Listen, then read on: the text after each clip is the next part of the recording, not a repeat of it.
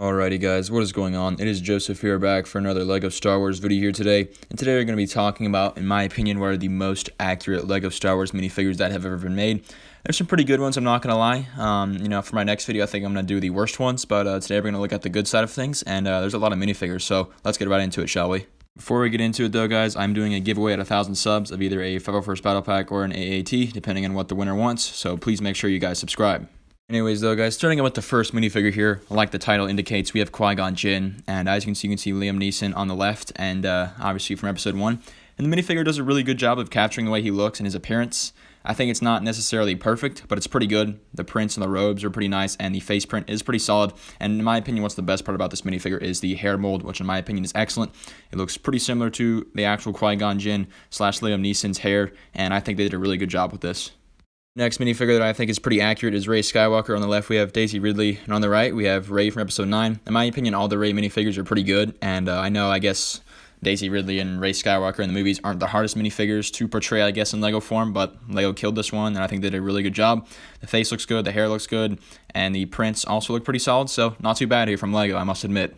Next up, we have an animated character, this one being Captain Rex, and honestly, you could put all of the clones, but I put Captain Rex's face too because I thought he's a pretty good minifigure and a great model to base a character off of, I guess.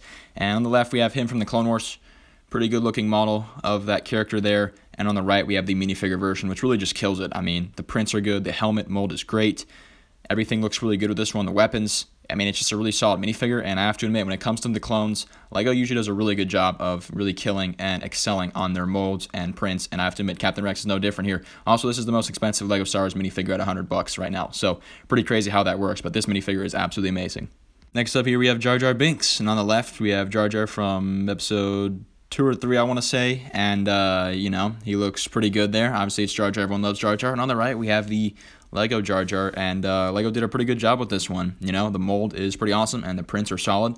It's not necessarily the hardest minifigure to make outside of the mold. I feel like the mold is probably, the biggest challenge for this minifigure, and I think that the head mold of Jar Jar captures his appearance perfectly, and it looks just like him, and I gotta give credit to LEGO where credit is due. This is a great minifigure. So up here we have Yoda from the prequels, in particular episode 2, and I think this minifigure is fantastic. The prints are fine, those are pretty easy to do, I imagine, but the head mold is really the best part about this. Some of the older Yodas kind of come close to resembling him, but they look maybe a little bit off, but this one is fantastic. LEGO really did a good job with this head mold, and I'm impressed, I really am. It's hard to make this kind of stuff, and the face is awesome.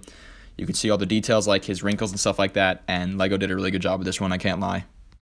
Next up here we have Darth Maul, and there we can see Ray Park on the left and Darth Maul in minifigure form on the right, and LEGO killed this one. The robe prints are pretty solid, and the face print is pretty awesome, and the horn mold for Darth Maul's horns is pretty good, I'm not going to lie. LEGO's always been pretty much doing a good job of making Darth Maul minifigures.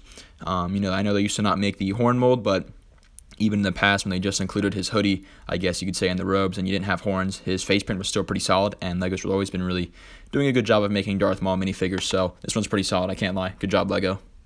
Next up, we have Chewbacca. Now, the old Chewbacca minifigure isn't great in my opinion, but this new one is pretty solid.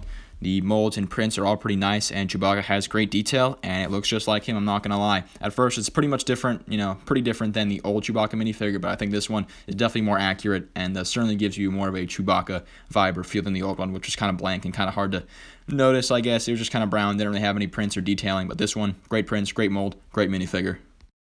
Next up, guys, we have Emperor Palpatine here, and I think LEGO also did a really good job with this minifigure. Not really the hardest minifigure to make, because all you gotta do is have some robes and just do a solid face print, but LEGO did what they had to do. The robes and prints there are pretty awesome, and the face print's pretty good. Every time I see that face print of the Emperor, it, automatically makes me think of the Emperor, and that's kind of the way he looks. If they had a different face print or something like that, it would be kind of weird for me to look at, and I think LEGO did a really good job with this one. The older face prints were kind of iffy, but this one is really good, and I have to commend LEGO. This is a great minifigure. Anyways, guys, those in my opinion are some of the more accurate LEGO Star Wars minifigures we've gotten in the past few years. They're pretty good in my opinion. Honestly, all of them could be up there for a title of the most accurate LEGO Star Wars minifigure.